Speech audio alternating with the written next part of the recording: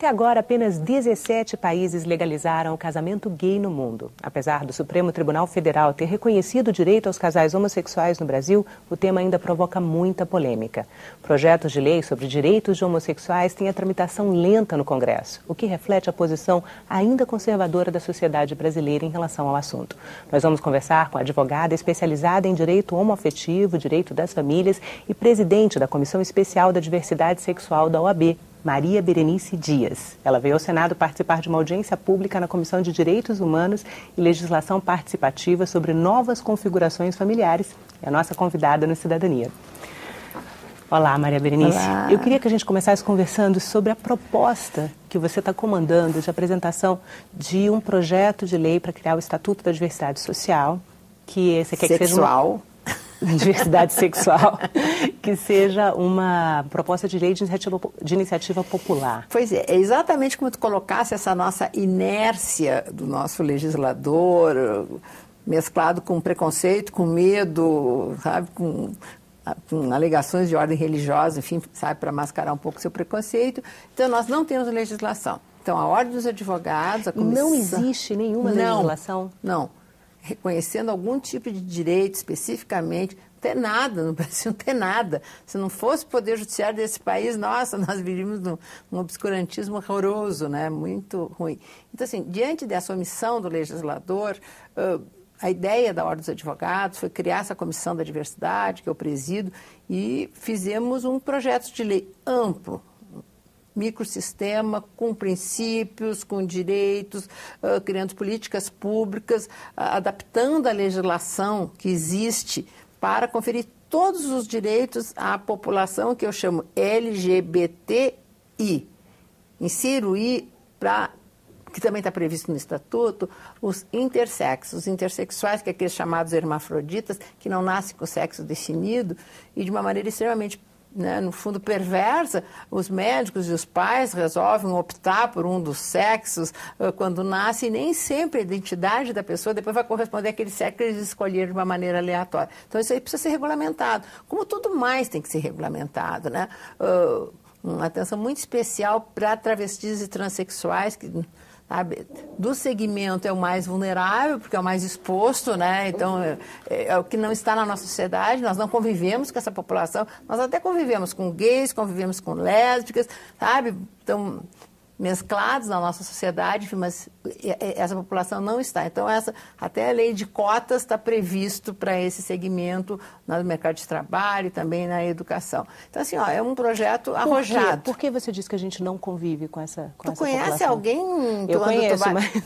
Não. Tu vai entrar num banco, tem alguém trabalhando, tu vai no shopping, tem alguém lá, tu entra em alguma repartição e tem algum trabalhando, não tem. Se tem, olha, muito difícil.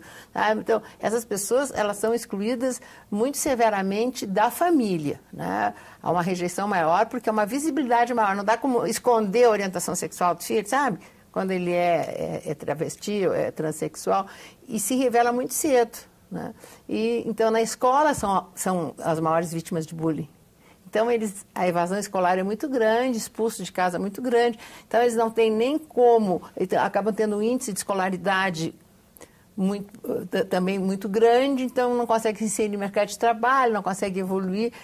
Agora nós tivemos a primeira transexual com doutorado no Ceará. Agora, e professora universitária, né? Pois é, mas entende assim, complicado isso. Então, acho que essa população merece um olhar especial e o Estatuto traz isso. Então, assim, como nós não temos legislação, a ideia é colhermos assinaturas, e é o que nós estamos fazendo, uma campanha nacional, colhendo assinaturas para apresentar por iniciativa popular. Foi que nem da ficha limpa, sabe? Que foi nesse sentido. E aí chega com um peso ao Congresso muito diferente, né? Pois é, mas assim, o nosso legislador, ele é tão hermético, tão fechado, que ele não faz lei, não encaminha lei e também um pouco impede que os cidadãos apresentem leis. Porque para apresentar qualquer projeto de lei, acredita que precisa 1% do eleitorado? É um número... olha, quase inatingível. Mas hoje tanto o Senado e Câmara contam com as comissões de legislação participativa, que possibilitam a apresentação por uma organização da sociedade civil, né? Pois é, mas assim, mas como é um tema permeado de muito preconceito, a ideia é nós vimos assim, ó, com a população junto, nós já temos umas 200 mil traz outro peso para uma exatamente. proposta. Uma proposta de iniciativa popular foram pouquíssimas até agora, desde que foi criado na Constituição, né? É complicado, é complicado conseguir esse número. E depois, assim, ó, não tem como o Tribunal Eleitoral conferir aquelas assinaturas, né? Para dar, então, legitimidade. Mas quando há um número significativo, se faz através da comissão participativa, enfim, de se entrar, mas entra com a sociedade. A ideia é esse movimento de cidadania. Mas a ideia do Estatuto da Diversidade Sexual é estabelecer a igualdade de direitos. O que falta? O que ele vem para consolidar? O que ele vem para trazer? Tudo o que a justiça já definiu. Todos os direitos. Sabe? Que não tem, por exemplo, direito ao casamento. Não existe expressamente. Ele não é proibido, sabe? Mas precisou, assim, o Supremo Tribunal Federal dizer que era uma união estável, agora veio o Conselho Nacional de Justiça dizendo, olha, não pode proibir. E mesmo assim tem juiz que não defere, não reconhece, não admite o casamento. Então, sabe, nós precisamos ter uma norma, porque a lei também ela tem assim, um efeito muito simbólico, muito pedagógico. Bom, agora é lei, agora eu não posso discriminar. E também, assim, ó, também tem a questão da homofobia, que a justiça pode conceder direitos, mas a justiça não pode punir. Tá? Para alguém ser punido, precisa ter uma lei. E nem a PLC 122, nada progride nesse país, né? Então, acho assim, uma lei com todos os direitos e assegurando, por exemplo, alas, políticas públicas obrigatórias, né? Alas nos presídios para a população LGBTI, né? Que travestis e transexuais possam ficarem dentro dos presídios femininos e não nos presídios masculinos. Do jeito que estão agora é um negócio terrível, sabe? Tem pessoas que chegam a ser estupradas 100 vezes por dia, né? Porque eles estão junto com os outros presos e tal, sem nenhuma atenção com relação a isso. Inclusive, a Ordem dos Advogados está tentando ver se consegue alguma coisa junto ao Ministério da Justiça em sede administrativa. Mas nós precisamos ter leis, né? E que nós não temos nenhuma nesse país. E em relação às famílias, que foi o tema da audiência pública, né? Que a senhora veio participar aqui no Senado. O conceito de família mudou. Eu olho assim, não é que mudou o conceito, porque a família nunca teve só esse modelão, assim, sabe? Casamento, homem, mulher, filhos, até que a morte separe. Nunca foi assim, né? Isso nós vemos quando nem a primeira família, uma família mais conhecida, né? Maria, José, o filho, também não tinha esse modelo, né? A Maria casou grávida, o José não era o pai de Jesus, registrou ele, então foi uma adoção brasileira. Jesus tinha 2 pais, né? Tinha o José e tinha Deus, e era uma família, né? E que se constituiu dessa forma. Então, até não estou fazendo uma brincadeira, mas é uma realidade. Então, assim, formatos de famílias fora daquele modelo do mulher casar virgem, procriar só para ter filhos e tal, isso não existe mais, ou não existe só. Mas sempre, nunca tiveram visibilidade, nunca tiveram reconhecimento. E foi a justiça que foi alavancando e reconhecendo direitos, e depois, às vezes, veio a lei, veio a Constituição Federal. Então, agora nós temos um conceito plural de família. Por isso que eu falo direito das famílias e não direito de família, porque não existe mais só um modelo de família. E dentro dessas famílias avós com netos, famílias de tios, famílias só de irmãos, também tem essas famílias constituídas por pessoas do mesmo sexo, que eu prefiro chamar de famílias homoafetivas, porque assim, ressalta o que tem mais significativo na família, que é o vínculo da afetividade que une as pessoas. Ou seja, onde é que nós temos uma família? Quando nós temos essa representação, esse comprometimento, essa responsabilidade, né, das famílias unidas. Isso gera obrigações, isso gera direitos, isso precisa ter uma lei que diga, olha, os direitos são assim, as pessoas mantêm os vínculos afetivos e depois tem que se responsabilizar por eles. Então, as pessoas que mantêm essas famílias têm que ter essa responsabilidade, mas isso tem que estar positivado, isso tem que estar na lei. Então, nós precisamos ter uma legislação que ainda não temos no Brasil, acabamos dependendo da justiça e, sabe, isso emperra o direito do cidadão. E, assim, de uma maneira mais significativa, acho assim, quem acaba sendo mais prejudicado são os filhos dessas famílias. Porque isso também é uma realidade que sempre existiu. homossexuais sempre tiveram filhos, né? Ou eram filhos de relações heterossexuais anteriores, ou eram filhos adotivos, adotados por um deles, porque não aparecia o companheiro ou a companheira. E agora, mais modernamente, essas formas de reprodução assistida, que elas estão ao acesso de todos. Inclusive, a mais recente resolução do Conselho Federal de Medicina, a de número 2013, agora desse ano de 2013, expressamente admite que os casais homossexuais façam uso desses métodos de procriação assistida. Bom, mas não admitia antes? Antes não falava. Antes falava homem e mulher, depois falava pessoas, e agora veio expressamente falou a expressão, né? Homoafetividade, porque então algumas clínicas não faziam por falta de, sabe, de amparo legal. Ou ao menos da própria associação médica. Mas agora há essa permissão, inclusive fazer efeito pelo Sistema Único de Saúde. Então, famílias homossexuais têm filhos. Bom, e esses filhos, como é que são registrados? Sabe, como é que se tem acesso? Hoje em dia, uma criança, quando nasce, recebe no hospital uma declaração de nascido vivo. Com este papel, né, bom, se essa mulher que deu luz a esse filho é casada, o marido pode ir lá, pega esse papel e vai no cartório e registra no nome dele e no nome dela. Ah, bom, se é ela que vai registrar, vai ela e registra, né, no nome dela, se não tem marido. Mas se é uma união de pessoas do mesmo sexo, como é que faz? Sabe? Tem que poder ser garantido que esse registro seja feito quando do nascimento. Então, agora está se procurando. Porque às vezes leva anos, né? A pessoa tem que contratar um advogado.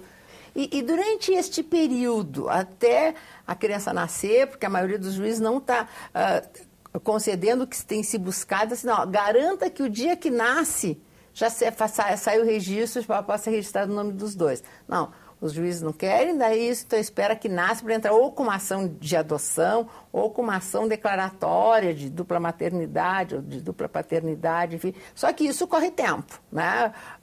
Mínimo 1 ano. Enquanto isso, essa criança só está registrada no nome de um, o outro não é pai, o outro não é mãe, não pode viajar, não pode botar como dependente no seu plano de saúde. Então, assim, ó, há uma afronta ao direito de personalidade, ao direito de identidade, ao direito de ter um nome.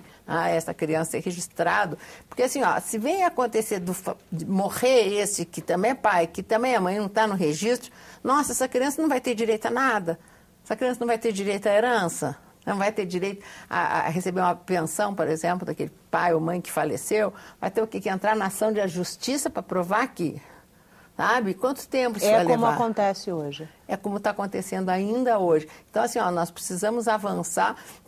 Então, já que temos o casamento assegurado, alguns direitos assegurados, por exemplo, botar como dependente no imposto de renda já está regulamentado, ter direito à pensão previdenciária, também tem regulamentos de ordem administrativa, mas com relação aos filhos não tem nada, com as crianças não tem nada. Então, acho que assim, é importante se dar... E a atual legislação de proteção à infância no Brasil não consegue atingir essas famílias. Não.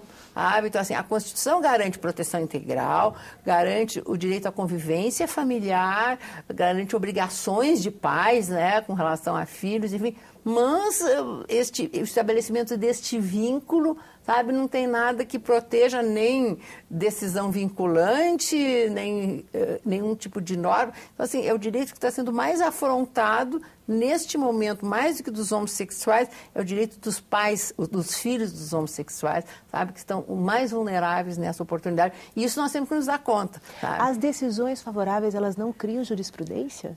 Criam, mas temos ainda num número não muito significativo, vai devagarinho, assim. A ponto, assim, ó, foi neste século que começou, foi no ano de 2001, lá pela Justiça do Rio Grande do Sul, quando eu era desembargador. Sim, vamos conversar um pouco sobre isso, né, porque é uma história de pioneirismo mesmo em decisões, né, a favor do... E a sua história, né? Então...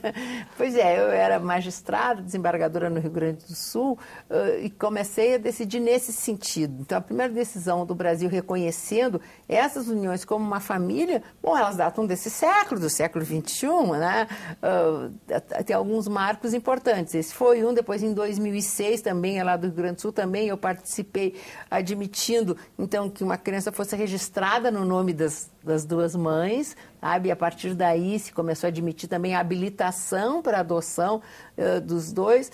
E assim, a jurisprudência desse Brasil, ela não tem um banco de dados nacional, então é complicado. Então, o que eu procurei trazer foi colocar tudo dentro de um site, enfim, para isso virar uma fonte de pesquisa, e foi assim que se avançou até chegar ao Supremo Tribunal Federal, que em 2011, sabe, já tinham mais de 1000 decisões conhecidas e divulgadas. Bom, agora vamos ter que reconhecer, mas nós continuamos nesse trabalho e enquanto não tem lei, às vezes bate no preconceito do juiz, então ainda ficamos dependendo da necessidade ainda precisa de um processo de processo. sensibilização do judiciário, do legislativo, do executivo. Isso. E é isso que um pouco a comissão procura fazer. Então, a comissão de da diversidade sexual. Então, nós estamos criando comissões em todo o país. Já tem, acho que umas 115, né, em estados e cidades, para um pouco assim qualificar os advogados para trabalharem com isso, sabe? Porque também os advogados às vezes não querem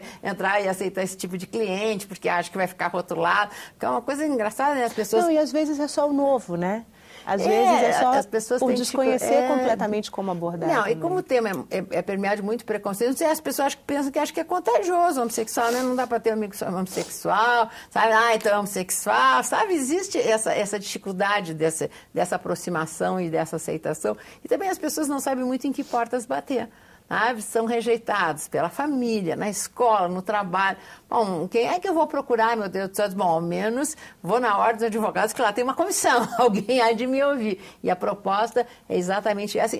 E com isso se aumenta o número de processos, o número de ações e se consolida mais uma jurisprudência. Mas nada substitui a necessidade de uma legislação. Nós estamos muito mal internacionalmente sem essa lei. Passamos uma imagem muito negativa, né, internacionalmente do Brasil. E quem quiser conhecer um pouco essa proposta da OAB, da criação do Estatuto da Diversidade Sexual, o que pode fazer? Primeiro, temos um site, www.estatutodiversidadesexual.com.br. Lá está o texto nós ainda estamos aceitando emendas e sugestões. Ele ainda está para uma consulta pública. Isso. Nós estamos fazendo audiências públicas em todo o país e vamos fazer também uma audiência pública nacional para fazer um texto consolidado, ouvindo a sociedade, ouvindo os movimentos, e também lá, e pode deixar assim a sugestão no próprio site, mas também já aproveita, já assina, né, o projeto, que é fácil, passe para os seus contatos. E pode assinar na internet mesmo. Na internet pode assinar e pode compartilhar, e Twitter, e Face, enfim, sabe? Porque nós temos que meio que fazer quase uma rede nacional de cidadania, mas não pode ficar aquele sentimento, bom, esta causa não é minha, é a dele, então eu não tenho que me envolver, não vou entrar e tal. Sabe, as pessoas às vezes têm essa certa resistência vão atrás dos seus direitos e esquecem de achar que a gente tem aquele dever de solidariedade para com o outro. Às vezes a gente tem que aprender na vida a sentir a dor do outro, né? De fazer alguma coisa pelo outro que não está com todos os seus direitos garantidos, como, sabe, um número maior dos cidadãos está. Então, por isso que eu acho que isso tem que ser um movimento geral de inclusão de toda a comunidade brasileira. Bom, muito obrigada pela sua presença aqui com a gente no Cidadania. Nós conversamos com a advogada especializada em direito homoafetivo, direito das famílias e presidente da Comissão Especial da Diversidade Sexual da OAB, Maria Berenice Dias. Mande suas críticas e sugestões para nós, ligue para o 0800 61 2211 ou acesse www.senado.leg.br/TV. Muito obrigada pela sua atenção e até a próxima.